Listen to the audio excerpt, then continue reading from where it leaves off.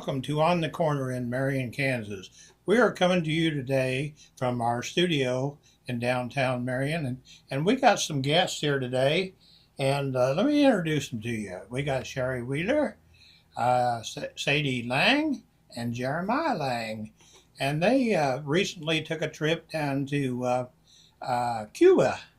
And at this time, they're just going to tell us a little bit about that. So I'm going to turn it over to you guys, and you just go right ahead.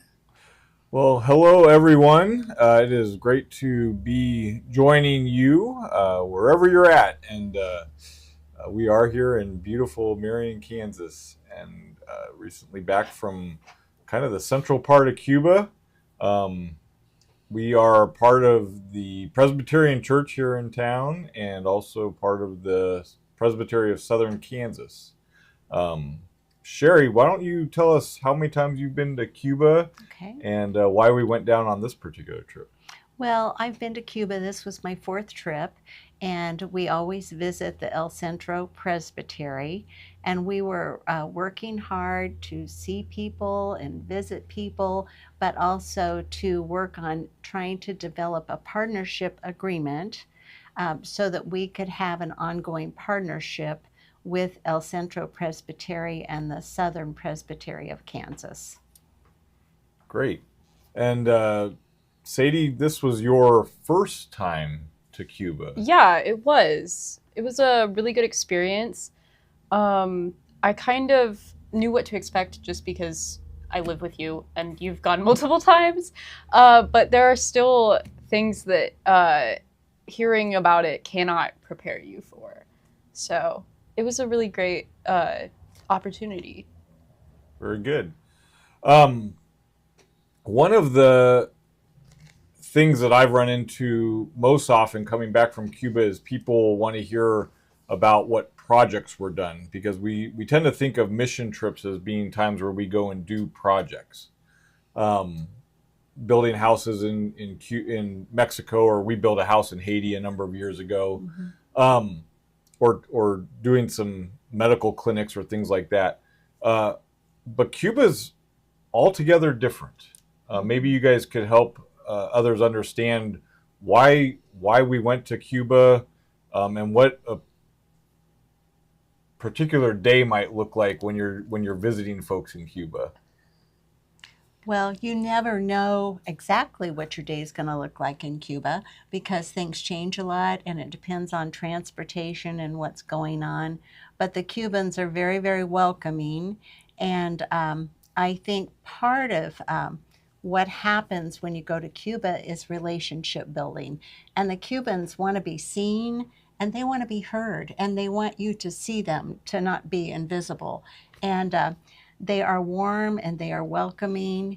One of the days, they always want to serve you a little snack if you go to a church or a mission.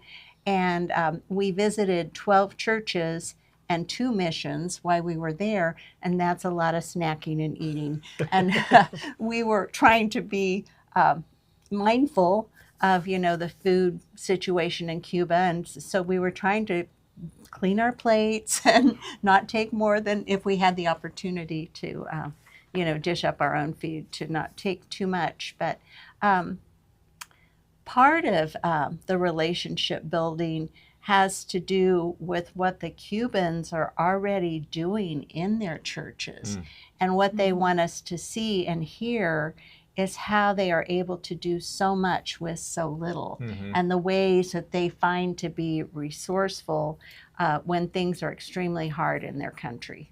Yeah. So Sadie, this was your first time there. What were some of the projects that the churches were doing that stood out to you? I think one of the biggest ones is feeding people, because there is a limited food supply in Cuba, and yet a lot of these churches are pulling together the bare bottoms of the barrels so that they can scrape together meals for 70 plus people twice a week. It's honestly insane how much food they're able to drum up. And there was one woman who, her husband is a farmer, and she takes food from their farm to provide food for the churches. And that's just incredible because that's food that they're supposed to be selling or giving to the government, and they're doing what they can with it. So Now, they're just feeding the people from their church? the entire community. Okay. All right. Yeah. Yeah. So they're actually reaching out beyond their walls and trying to support other people in the area. Cheri, you said you've been down 4 times. One thing that I've run into as I've talked to people is it seems like things are progressively getting harder. Yes. The first time we went down, that I went down, was in 2016, and we brought pens and thumb drives for the seminary and some things like that. The second time we went down, we brought kind of crafting supplies and some medicine.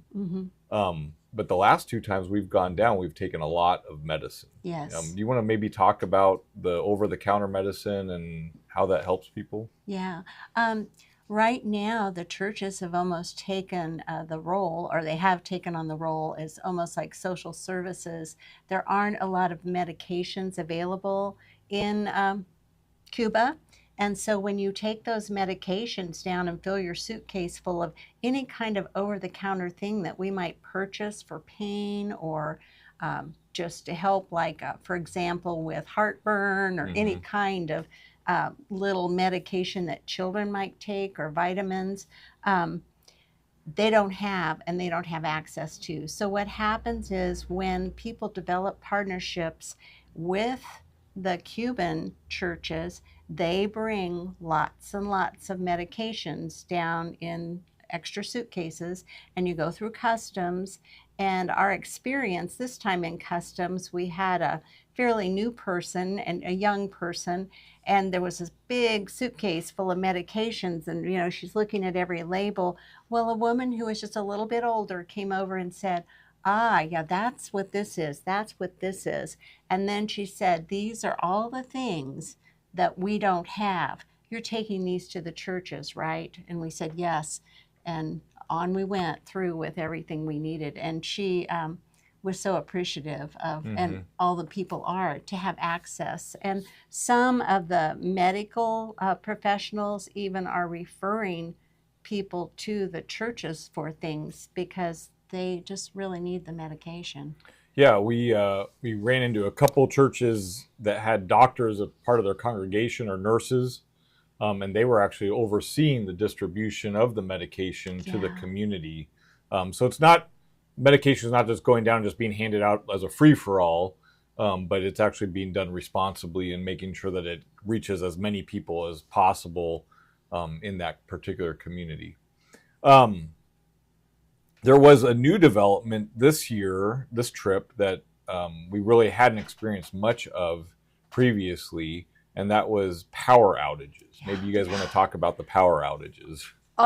So because of the island's main power supply essentially going completely down a while ago, they don't have full-time power for the full nation, and so different parts of the island get power at different times, but it's rolling blackouts, and most of the day is a blackout and not with electricity. And a lot of times the electricity comes on at night, and so Cubans have been sleeping with their lights on so that at 2 a.m. when the lights turn on, they can do everything they need to for the entire day that requires electricity.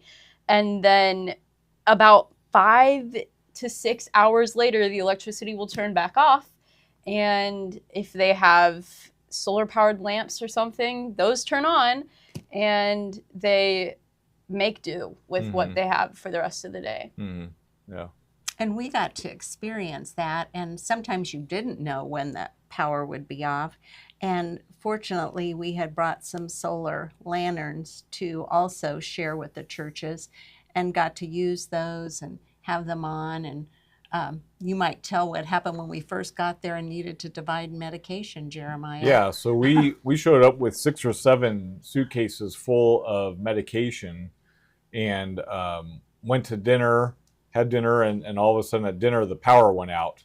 And we finished dinner under lantern light, and Yeah. then it was time to separate the medications. We went downstairs into the sanctuary with our lanterns, and we had 7 or 8 pews with lanterns kind of spread out throughout those pews, and we were sorting the medication. There was a pile of Excedrin and a pile of heartburn medication, a pile of allergy relief, and we just had all these different piles throughout the sanctuary, and we're sorting it out to give to these 12 different churches. And it was our introduction to our time in Cuba on this trip was we would be without power quite a bit. Most of the day. Yeah. And one thing that you have to think about, we were just there for a short period of time, but the Cuban people live with this every day. Mhm. And so sometimes you might not have power, and your pump to pump the water might not get your water going, so you're not able to shower then, or those kinds of things. And I noticed when we visited one church, we had a Cuban woman with us, and the first thing she wanted to do when we got to our room, and I wasn't as tuned in yet, was she said, "I'm going to take a quick shower," because they had electricity. So she was getting her shower in because she knew the drill. Yeah. And I thought that was pretty interesting, how you just grow accustomed to taking advantage of when you have times to do what you need to do. But, Yeah. What were some of the other things that stood out for you on this current trip, this most recent trip? well, I talked about relationship, and I'd been there 4 years. And one thing that was so meaningful to me, I went to a little church in Aguara, and there was a woman there, and I'm not sure if I'm going to pronounce her name right, but her name was Miércoles, which means miracle. And I met her 4 years ago, and she remembered me, and I remembered her, and we had the biggest hug. And she also then shared with our group that she was experiencing some kind of medical issue, and she asked for our prayers. And she wanted to pray for us and wanted us to pray for her as well, and for her church community. And I think that's just a good example of people remember when you feel seen and heard. And there was another church, another lady remembered us as well. And so, and probably one other church too that we'd visited quite a bit in Placetas. So just those relationships, and also that people feel like, you didn't forget. And also building the ability to share spiritually and pray for each other, and develop relationships around that. Yeah. So, For sure. What stood out to you? I think one thing that stood out to me was the Cubans talking about how they get things. Because a lot of times they'll have partner churches in different countries who will send them money to get something that they need, and sometimes they'll just say, "Here's money for paint." And they maybe don't need to paint their church, but they get money for paint.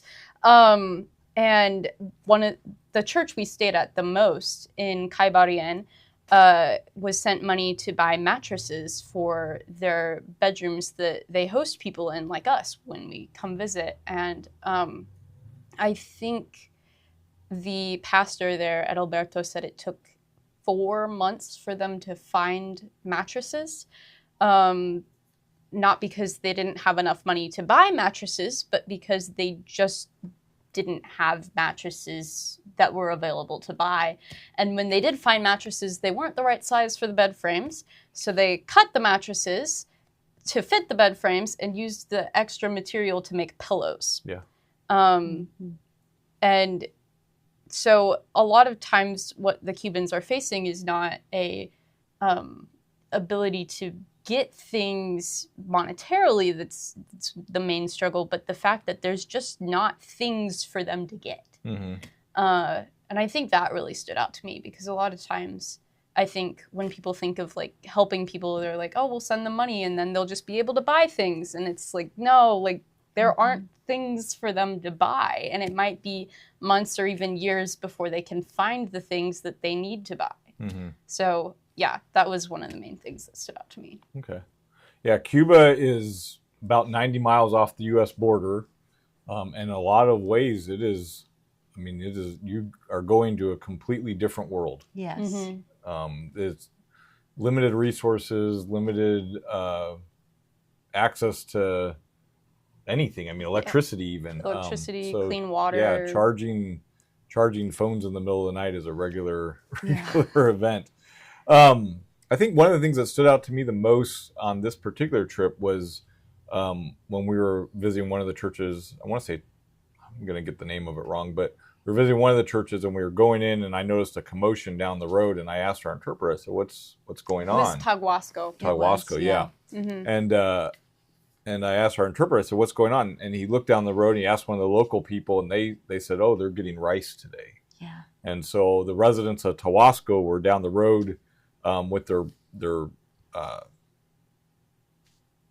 cards to get their rice. Yeah. Their ration cards to get their rice for the month. And I just, it's nothing for us to run to Carlson's. Yeah. And just get what we need for our groceries for the night. And that, whenever I see a line waiting for food, that seems to always stick in my mind. Oh, yeah. It's such a powerful image and an event. Couple other things.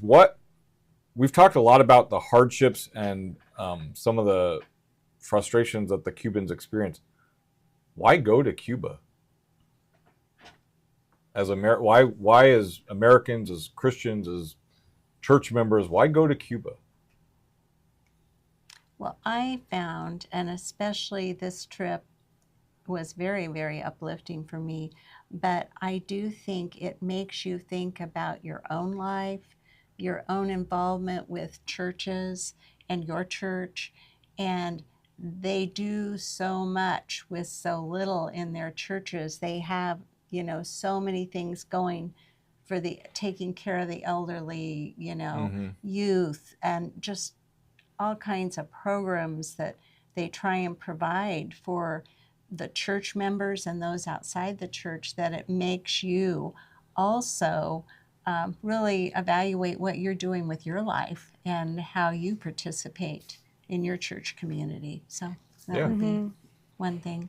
Yeah, I think one thing is just, as Americans, Cuba's kind of, it's been closed off for so long that it's kind of a mystery to a lot of people. It's like, oh, Cuba, and like they know the cars and Havana and the missile crisis, and that's kind of where people's knowledge of Cuba sort of like ends.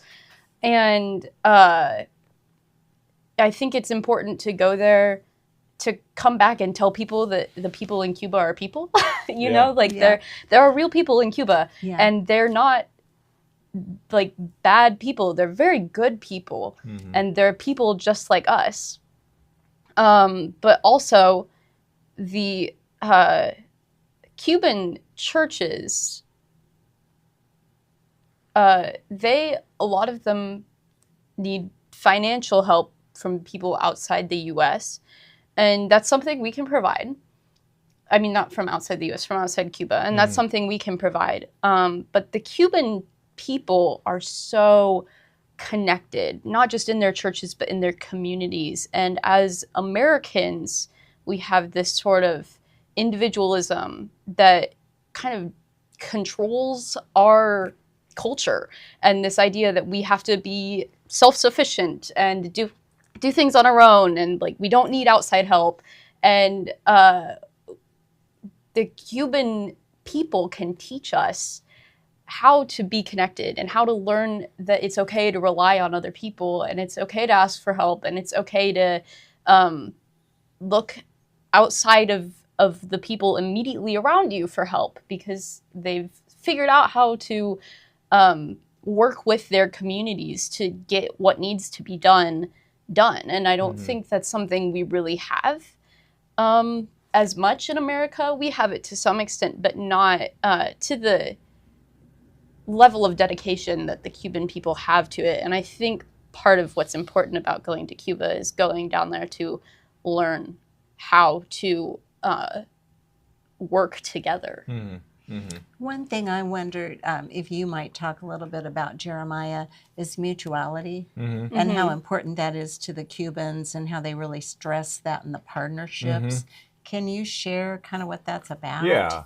One of the things that has been predominant in mission work over the years has been particularly American missionaries going places and bringing with them resources and information and culture and trying to impart or even impose that upon other folks.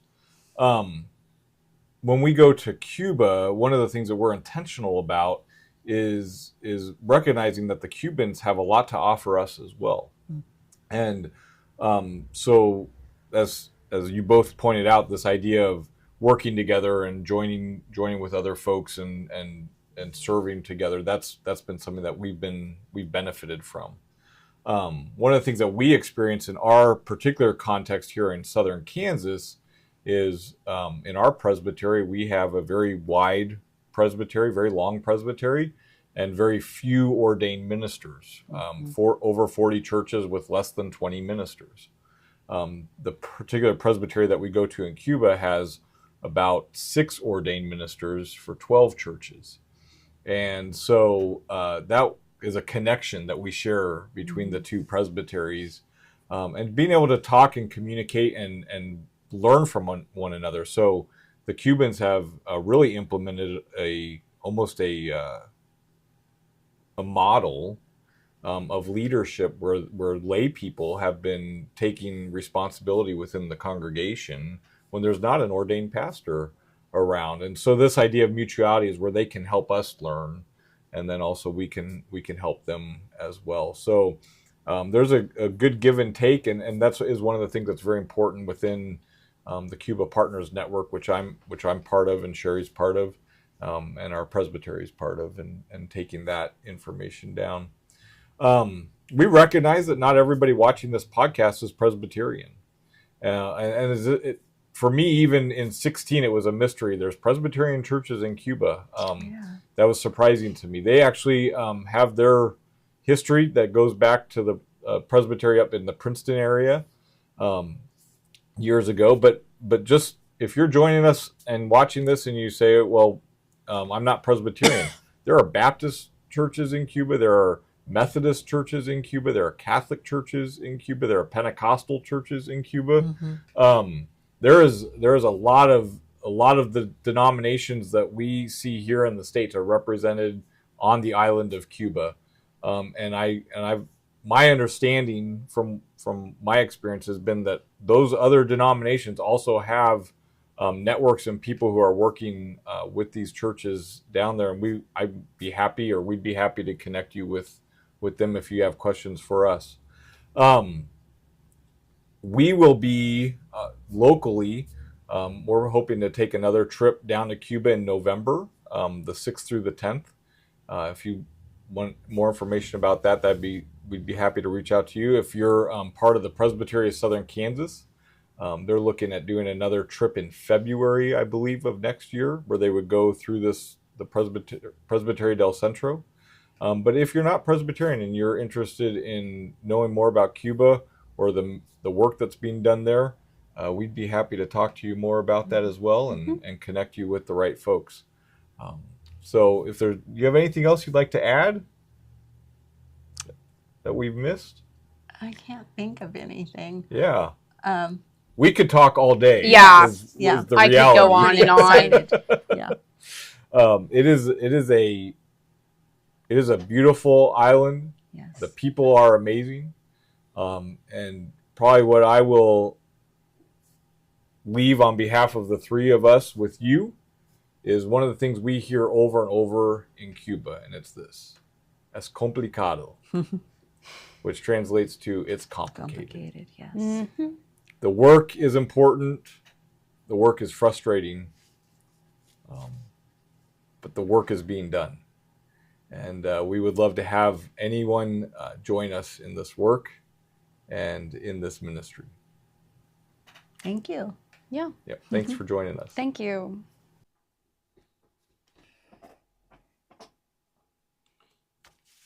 Three, two, Hey, I want to thank you guys for coming out, Jeremiah and Sadie and Cheri, and talking to us about their trip and experiences into Cuba. So I just ask one thing of you: if you're watching this live on YouTube, please down in the right-hand corner, look at the button, the little red button down there. That's the subscribe button. If you would subscribe to it, and if you like it, hit the like button, and also please share this video with other people and other friends of yours. Without you people watching, there would be no need for us to do this podcast, and we want to continue doing it. So we'll see you next time.